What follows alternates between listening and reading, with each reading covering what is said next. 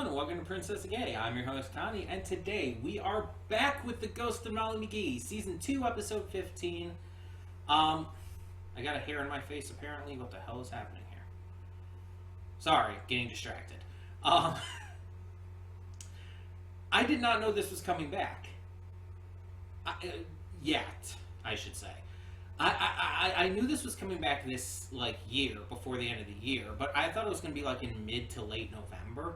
I was not expecting it to be before the end. Technically, only one episode releases in October, this episode, but still, I didn't expect it to be back yet.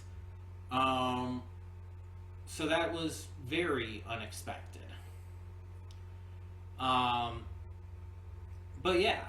I'm happy it is. I'm glad it is. And it worked out kind of with timing, because I already planned on finishing up Cobra Kai this week. Since this week's shorter week because of Youmacon being this weekend, I was already planning on doing that, along with practically everything else. I'm reacting to so much in just 2 days here. And so it worked out because both Cobra Kai and this are first impressions reactions. So a spot just opened up. It just worked out perfectly. Because otherwise I would have had to put something on hold, because like I've said in other videos and stuff, I said this in the Cobra Kai video I put up today. Yeah, you're getting both Cobra Kai and its replacement same day. But I said in that video too, Ghost of Molly McGee is a priority show.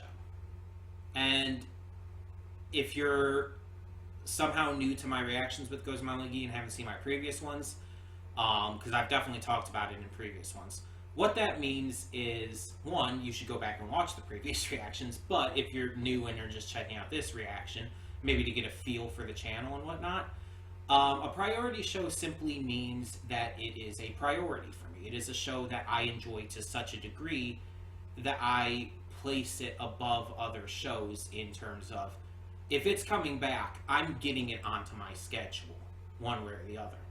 Luckily, I didn't have to replace anything. I didn't have to put anything else on hold, because the show was already about to end. It worked out. Kind of perfect timing. Otherwise, I would have taken one of the shows I'm currently reacting to and put it on hold for the time being, so I could get to Ghost of Molly McGee. This show is just fantastic. It's so fun. It's so well written. It's clever. It's just hilarious. And the characters are so likable, with some amazing performances from Ashley Birch and everyone else involved.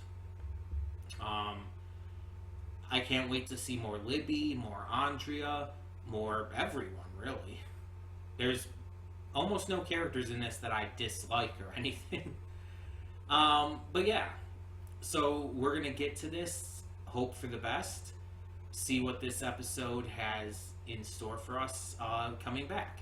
The episode we left off on was meh, honestly. One of the weaker episodes of the season for sure. Not bad, just weaker. So I'm hoping that the episode we're coming back on is much more investing and interesting. I know nothing about it. I don't know what the two segments are titled. I don't know what to expect really at all. One thing I do want to talk about real quick before we start, though, is I believe the group is called Owlphibia. They made a post on Twitter during this recent hiatus that was basically saying that it seems that Season 2 will be the last, and that the final episode of the season or whatever is titled something, I guess, that hinted that it could be the very end of the show. But they also, not too long after, had to take that post down because it seemed that they were operating on a rumor, and that there was no actual real evidence to support the idea that that the show has been canceled, or that there won't be any more after Season 2. They actually had to apologize for that. Yeah, apparently it was, I guess, a rumor because of like episode titling or whatever, but there was no substantial evidence to back it up. And this site that normally I guess a lot of people were saying is pretty accurate with all of these different kinds of shows that they cover. Obviously, Owl House and Amphibia are what they're named after, but they cover other shows too. I guess they've been pretty accurate on a lot of their reporting, but this one was something they had to rescind. So, pretty interesting there. My thoughts are if it did or does end up ending after season 2, as long as the finale is good, that's what matters. As long as things are wrapped up well, that's what matters. I don't mind a series only being 2 seasons. Gravity Falls was only 2 seasons, and it's phenomenal. Like, you kidding me? I don't think every show needs to go on forever. I just think it needs to tell the entire story it's trying to tell. Which is why I really think Owl House got the short end of the stick.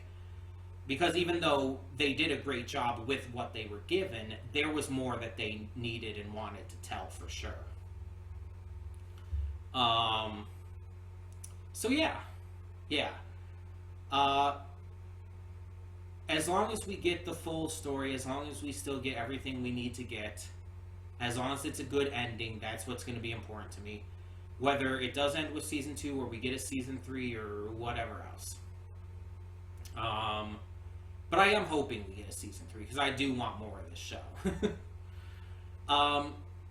But yeah, so just wanted to weigh in on that entire thing real quick. But yeah, let's just see where this goes for now. See what we have in store. And hope that we, again, come back to a really good episode to take us out of the hiatus on. So, when the screen fades to black, pause this redirect and go to the description below. Follow the link to the reaction, and after you watch it, come back here to the redirect and resume play. Because after it fades to black and then fades back in, everything from that point forward will be my afterthoughts and will contain spoilers to the episode. So, that being said, thank you so much for tuning in, and I will see you at the reaction. And we are back, and we'll begin with spoilers in 3, 2, 1, now.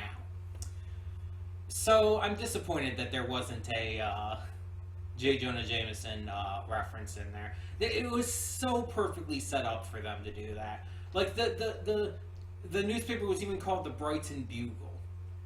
Like, you know, the Daily Bugle. It's like, it was so perfectly set up. And it's just like a reference to, like, I want pictures of Spider-Man or something like that. Obviously they can't have her with a cigar or anything, but maybe even have like a Jameson-style fake mustache on. That would be really funny. There's just so many ways they could have done it. And it's just like, I'm disappointed. But this was a really good first episode back. I'm glad that we got a really good one to return to, because after, again, the very meh one that we left off on, I'm glad. It's good. So, we had Necro Comic Con as our first one, which, like I said in the reaction, kind of funny considering I'm going to a convention this weekend, YomaCon in Detroit, which I go to and help out with every year, but still. It's wonderful timing there, so I'm really glad I got to do this right away today. And while we weren't able to lure over Ollie's parents and get them to the good side to see Ghost says, you know, not all bad, we did get one person brought over. We got June, Ollie's sister. And yeah, June was definitely going to always be a lot more receptive to this. And she even gets to meet Scratch by the end, and yeah, that's really cool. I just have one big question though. What kind of convention has all this free shit at it? Like, I've gone to plenty of conventions. Obviously not every convention. Like, I've never been to like New York or San Diego Comic-Con or anything like that. But when you go to a vendor hall and conventions, you don't usually get free shit. The only things you might get for free are like candy and stuff like that. Like, stickers, pins, all of that stuff costs money, even if it's just like a couple dollars per pin, which is pretty standard actually from conventions I've been to. It's usually $2 per pin, or you can get like 3 for $5 sometimes, stuff like that. But you don't like get free tote bags and shit. Like, that, conventions don't do that. At least no conventions I've ever been to. Everything that, and you definitely do not get plushes for free. Plushes are so time consuming to make. I got a plush at TrotCon earlier this year. I showed off in a video and everything. But that plush was $125. And mind you, it's pretty good size, but even smaller ones, even like the size that the plushes were in this episode, and especially if they have a voice box in them, oh yeah, you better believe those things are going to be up there. Those things, like, I could imagine at minimum those would be $50, and that's honestly being generous. I could see those going for $100. I've gotten smaller plush. I've gotten a smaller plush like that for not with a voice box, mind you, but for $50. So it's like, yeah, you're not getting those for free. I'm sorry, no. Plushes are expensive. Between the materials, the cost of, you know, work and everything, yeah, no. Trivia games at a convention, I feel like that's pretty unusual to see in a vendor hall, but I wouldn't say completely impossible. Sometimes you'll get like more fun stuff like that. Like, I've seen convention stalls that have like little wheels you can spin to win a prize, which are usually like small things, but like there might be one wedge that's like, oh, something really good. But it's like, yeah, you can. There's usually gonna be stuff like that, but again, not like free swag all over the place. That's these people, for one, they pay a lot of money to get those spots. Vendor hall spots cost money to, you know, reserve. You have to pay, and then you also have to make your money back by selling products. Because you're paying, like, depending on the convention, 100, 200, even more. Some conventions are probably like thousands, depending on what convention it is. Just to reserve a table. So you have to make that money back by selling products. You're not going to be giving stuff away for free.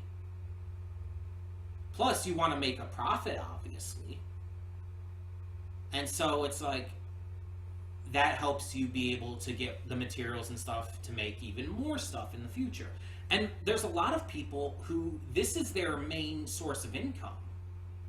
Because of how much time and effort they put into it, this is how they make their main income to be able to support themselves and even their families.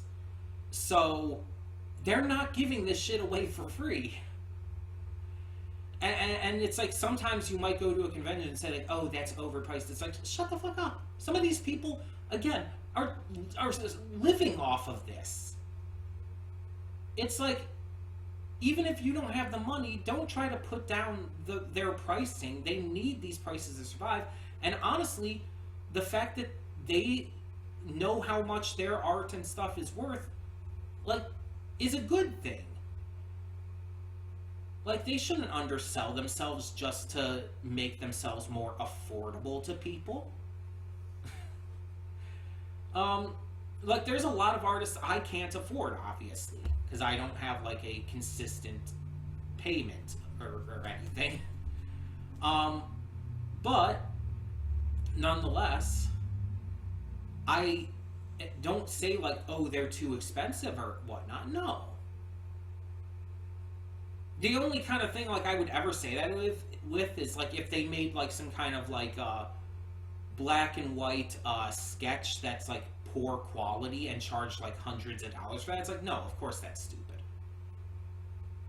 It's, like, a little, like, like, 5-minute hand sketch of a character for, like, $200. It's like, no, fuck that. That's different, but you're very unlikely to ever come across anything like that. Especially in a vendor hall at convention. The art there is phenomenal. It's all just really good. I love the different styles different artists have. Plus, it's not only just like drawings. You have a lot of plushes. You have pins. You have all kinds of cool stuff. It's like, just support these artists, and not just with your money if you can't necessarily afford it. Support them by supporting the fact that they do have to charge as much as they do, and support them through word of mouth. Tell other people about them. It's like, we need to stop being assholes and telling people to stop charging too much, when again, it's like, this is, in a lot of cases, their livelihoods. Sorry for that little rant, but I had to go on that. The song was really fun, with them trying to keep Ollie's parents away and everything. The trivia thing, Scratch losing at the trivia, it's like, was really funny, because it's like, yeah, he knows the truth about all of this, but of course what the trivia says is going to be wrong, because it's like, it's based on human perception and whatnot. Also, the Ernie guy is just, yeah, he kind of sucks. I agree with that. But yeah, it was pretty fun, and I like that June ended up helping them in the end, and did end up turning to our side. That's really nice to see. I wonder if this is going to allow June to become a more consistent character. That would be pretty cool. I'd love to see more of her. Our second episode here, though, I don't remember what it was called, but it's the newspaper one. So they're trying to keep the Brighton Bugle, the school newspaper, up and running. Molly is taking over as editor-in-chief and assigning the different people in the newspaper to do different things, obviously. Like, Andrea's on fashion and culture and stuff, Sheila's on sports, so on and so forth. Libby and Scratch set out to find, like, the big scoop that's gonna, like, have their paper, their headline focused on. But they have no luck in doing so until they end up finding out that the only possible big scoop is that the burger joint that's sponsoring them is lying about the ingredients of their burgers. Their vegan beet? No, turnip. Why did I say beet? I don't know why I thought beet. They're turnip burgers. My thought going into that was like, oh, they're gonna be like meat or something like that, so lying about like that kind of thing. Even though the idea of them being vegan was never actually brought up by anyone but me. But they technically are. But in reality, the truth was that they were perfect Borg parsnips instead of Brighton turnips. Because apparently you can't make turnips taste good, but parsnips you can, I guess? I don't know. Like I said, I think I've had a turnip maybe once. And I don't think I've ever had parsnips. I might be wrong about that. I don't know. Just trying to think of this off the top of my head, but... the fact that this ended up becoming this big outrage and turning the entire town against the restaurant is silly, though. Because it's like, yeah, it's false advertising, but that's about all it is. It's like, the fact that they're making this big stink because it's Perfect Borg, it's just like, this is the weirdest running gag to me. Because Perfect Borg is not bad or anything. In fact, they've actually been pretty nice to Brighton from what we've seen. Yet Brighton just has this grudge against them because they're good. They're too good. And it's just like, that's silly. And not like funny silly, just silly. It's something that, it's one thing that I've never really gotten behind with this show. It just feels a little forced, a little, like, ridiculous. Because it's like, it's like the entire, Michigan versus Ohio rivalry, not just in terms of, like, college football, but in general, it's like, it's absolutely fucking stupid. There's no reason for it. It makes no sense. There's no actual reason for these two states to be warring with each other in college football or not. But for some reason they are, and I know most people don't take it that seriously. Most people just see it as a fun little rivalry. But it's like, there are some people who take it seriously, weirdly enough, and it's like, it makes no sense to me. It's like, can't we all just get along? What happened to sportsmanship? What happened to mutual respect? It's just a stupid thing to focus on.